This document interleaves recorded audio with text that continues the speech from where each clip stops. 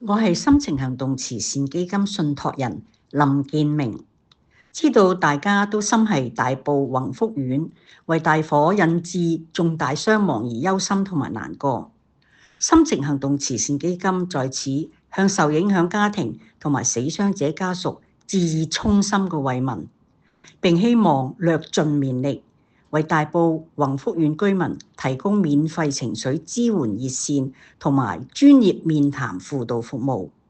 只要任何時候有情緒支援嘅需要，都歡迎聯絡我哋，致電2301-2303與當值義工傾談同埋預約。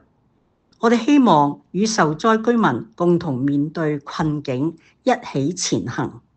另外，唔少市民都可能好似我哋一樣，一直咁觀看直播同埋轉載災場嘅情況。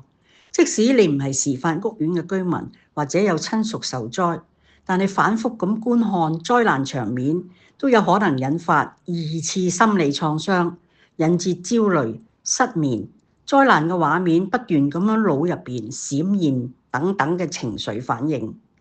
如果呢啲症狀持續多日不減，建議都係需要尋求協助，歡迎致電心情行動情緒支援熱線2301-2303，同我哋嘅熱線義工傾訴啦。